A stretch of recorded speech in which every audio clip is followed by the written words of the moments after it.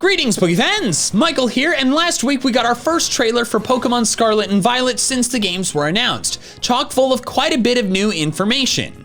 In this video, I'm gonna be breaking down everything from that trailer, including some info that you might have missed. But first, some highlights from my reaction to it. Whoa, who are these extremely hot people? Look at them, they're legit models.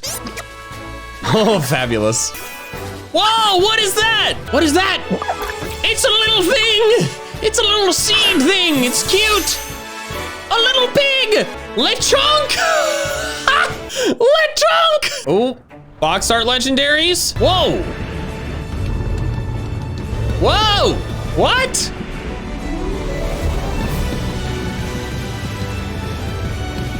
Whoa! Hold on, I gotta pause this. Those look really cool, and they're both lizards. They're so handsome. Oh, but these are some of the best box art legendary designs we've had in a long time, I gotta say. All right, let's dive in. The trailer opens with the player in their room, and in the background you can see stickers of Applin, Hatena, and Drifloon. While Drifloon was in the reveal trailer, the other two were not, and they're now very likely to be in the game. We then see the player running through what seems to be the starting area of the game, similar to the first trailer, but then you see the character run past this red mushroom-shaped thing. It's actually a much closer view of the region's Pokémon centers, which we only saw from far away in the reveal trailer. They're open-air patios, which I like since it removes the need for loading screens every time you enter one. And they're also plastered in ads, including one for sandals. Later in the trailer, it shows a closer look at one of these new Pokémon centers, showing a counter split between what appears to be a mart, healing, and then what I think is a question mark. I'm unsure what this question mark counter could be. My first guess is communication, like for trading and battling,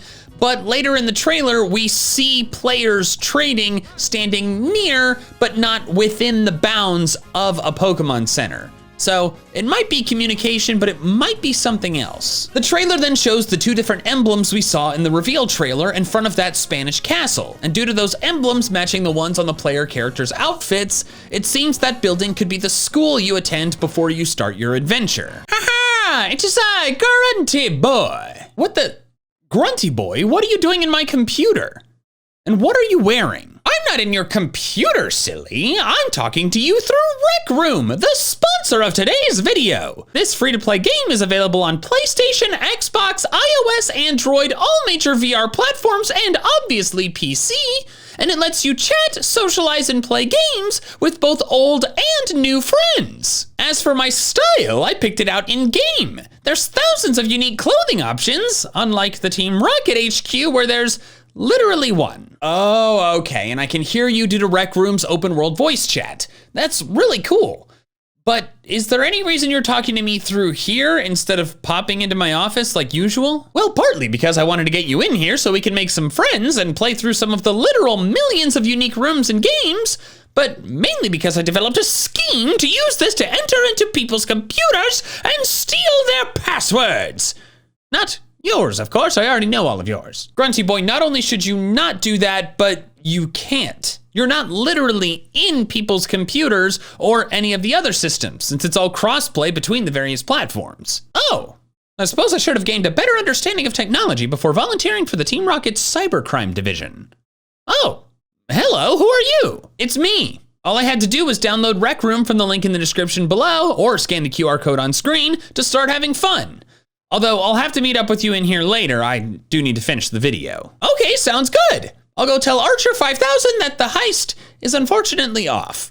Ta-ta! It then cuts to the two hotties, Professor Sada and Turo, the version-exclusive professors, something we have never had before. The website provides their official art, but no other information aside from the fact that they are carrying out research into certain lore passed down in the region. Their names and outfits communicate what is almost certainly the primary theme for these games: past and future. Sada's name comes from the Spanish word for past, pasada, and she's dressed in a sexy caveman Halloween costume. Turo's name comes from the Spanish word for future, futuro, and is dressed like he just walked off the set of Tron Legacy. And they both look like they've been yassified and have 3 million Instagram followers. Like seriously, why are they so hot? I've seen some people theorize that they're gonna be the villains, but I just think they're jealous of how sexy they are. We then see the starters in game for the first time, and Quaxley's fabulous hair flip clip reconfirms it as my favorite of the base forms. But no final decision on which one I'm picking until I see the final forms. We're then introduced to Nimona, a fellow student and the apparent rival. The website says she is sunny and energetic, along with serving as a guide and being a skilled battler. That skill apparently doesn't carry over to actually throwing the Pokeballs though, which might be why she wears a basketball shooting sleeve. Ooh, she's got a shooting sleeve on?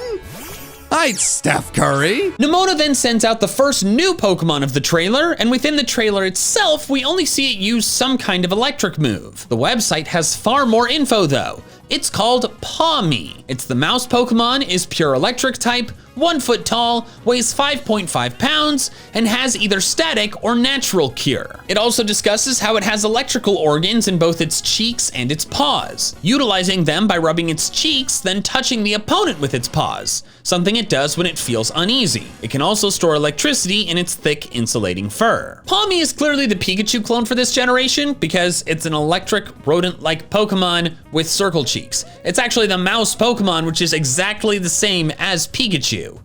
As for my personal thoughts on it, I think it's cute, but I'm not really interested in it. I'm getting kind of tired of Pikachu clones. I don't fully understand the purpose, and Pawmi is just another one on a long list of Pokemon that I don't understand why they continue to make. Although if it evolves, that would be interesting, but as of now, I don't expect it to, and therefore I don't expect it to be any good either. The trailer then cuts to demonstrating something that I completely missed when watching initially. Up to 4 players can play together on the same map at the same time. I think this is awesome. It allows for so much more deepness to the connectivity when playing with friends. And for me personally, I'm excited for how it's going to impact the content I can make. Like the competitions I do with PM7 are gonna be a lot more interesting when we can see each other in game on the same map. I'm excited to see what kind of interactivity it allows for. I mean, obviously probably battling and trading, but are we gonna be able to like snipe a Pokemon from the other person? Like, are we gonna see the same wild Pokemon in the same place? I hope so, because I hope we can mess with each other. That's gonna be really entertaining. It's not long before we see another new Pokemon that is yet again not named in the trailer, but is on the website. Smoliv. Or is it Smoliv? Look, it's probably Smoliv because small and olive, you know, rhymes like that, rolls off the tongue well. However, I am hesitant to pass up the opportunity to enunciate the smol in a Pokemon whose name starts with S-M-O-L.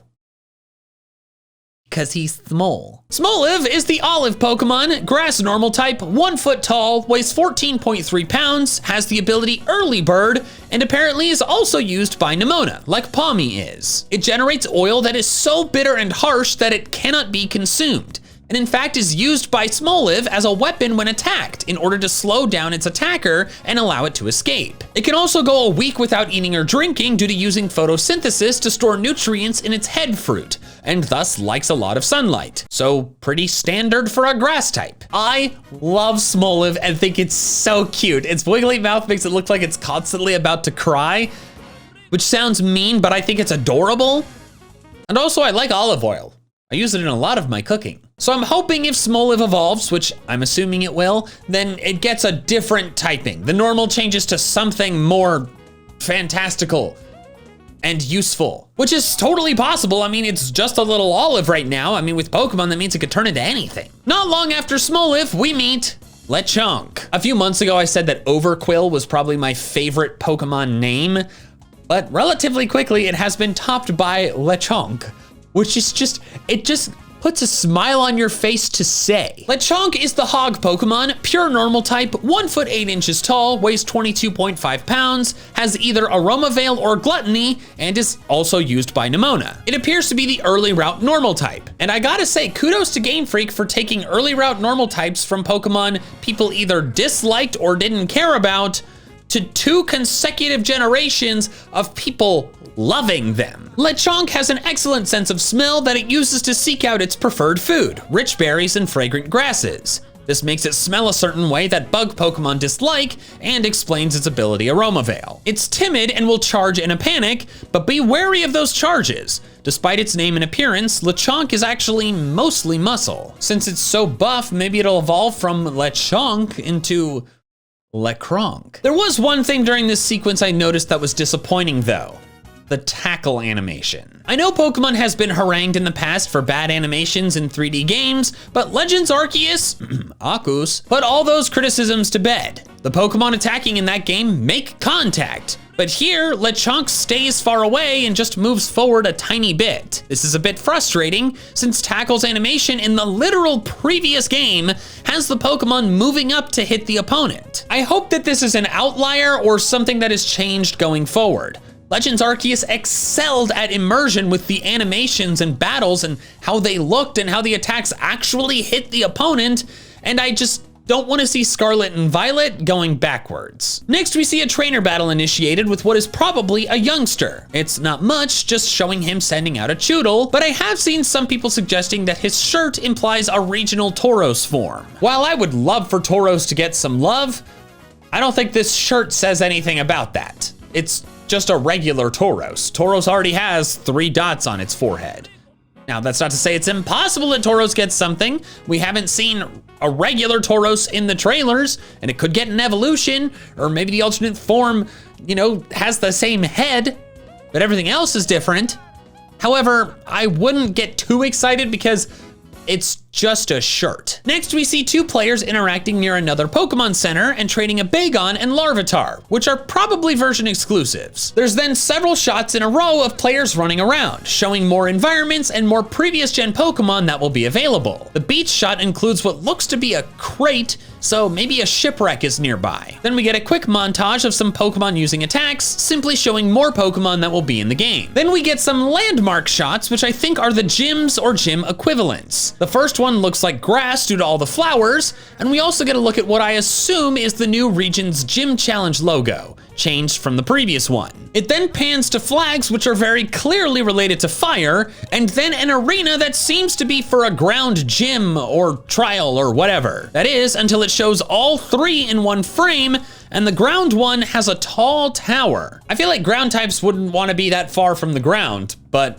who knows, maybe Gliscor lived there? After a brief shot of a player in Pikachu, it goes to the not gameplay footage animation of the box art legendaries, Koraidon and Miraidon. We didn't get any information about their typings or anything else, but we do know that they fit the same Scarlet Past, Violet Future theme as the professors. Korai is Japanese for ancient, and Mirai is Japanese for future. Also, Koraidon has a feathery headdress that reminds me of Quetzalcoatl and ancient native Mesoamericans, and Miraidon is literally a robot with pixel eyes and jet legs.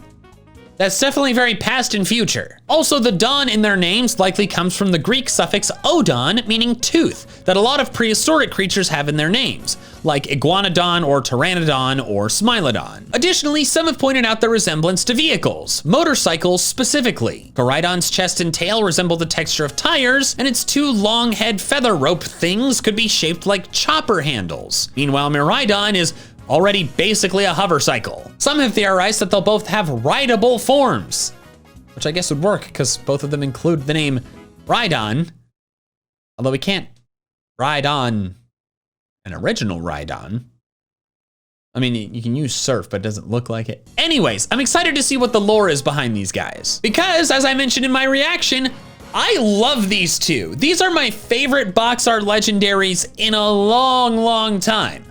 I mean, a big part of that is that I love reptiles, especially lizards, and they're both lizards, cool looking ones. But I also just think their designs were executed quite well. The colors and the accents look cool without being, I think, excessive. And I really like them. I think Koraidon is the one I prefer. I like Miraidon, I like the electricity part of it, but I think it being a robot with jet legs is a tad odd, whereas Koraidon is basically just a really cool feathered lizard. If I had to guess what type they would be, I think dragon is a significant possibility for both of them since they're reptiles, but of course not guaranteed since reptiles don't have to be dragons. Miraidon though is almost certainly an electric type. It's literally got lightning bolts coming out of its body. If it's not an electric type, then this would be the most illogical lack of a typing since, well, the immediately previous generation where they didn't make Grapploct a water type. Koraidon is harder to pin down though. I could see it being fire type, but that might just be because of its coloring. It could be fairy due to the brightly colored feathers, or maybe fighting? I don't have a great idea on this. Some of these box art legendary typings are really hard to pin down. Like, If you told me when they announced Sun and Moon that Solgaleo was gonna be a steel type, I'm not sure I would have believed you. And if you told me that Zacian was gonna be a fairy type, I also would have doubted that. So maybe Koraidon's gonna really surprise us and end up being a bug type.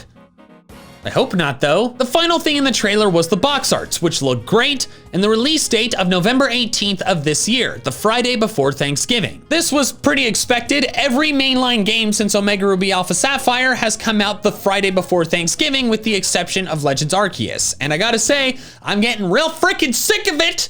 It is so stressful trying to enjoy and play this new game with less than a week before I gotta travel to see family for Thanksgiving. If they could just make it 1 week earlier. Finally, there's some info that was not shown in the trailer at all and only appears on the site. There's not much, just a very interesting sentence saying the games will have a world that you're free to explore at your leisure and not in an order dictated by the story. While we already knew that the game was gonna be open world, this sentence gives us a better idea of the true flexibility we're gonna have. For the first time, we might be able to choose all the gyms in any order. Might, being the operative word. You know, you could maybe get to the outside of one, but they're like, you don't have enough to fight me yet, and then you gotta come back, which I guess would still be interesting. Regardless, I'm really excited to try out this new format of Pokemon gameplay. We've gotten tastes with the Wild Area and Legends Arceus, but this is gonna be the whole game, and I'm really excited to see how they pull it off. So that covers my breakdown of the new Scarlet and Violet info. I am very excited for these games, and for more info, I personally wanna see some new Pokemon and get more of a feel for the exploration piece of things. Thank you so much for watching, with an extra special thanks to my patrons over on Patreon for helping support my channel independent of fluctuating YouTube ad rates. If you wanna help support me in the same way, the link is in the description below, and if you wanna check out some more of my fun Pokemon content, I recommend these videos here. But that is all I have for now. So till next time, big fans, gotta catch them all.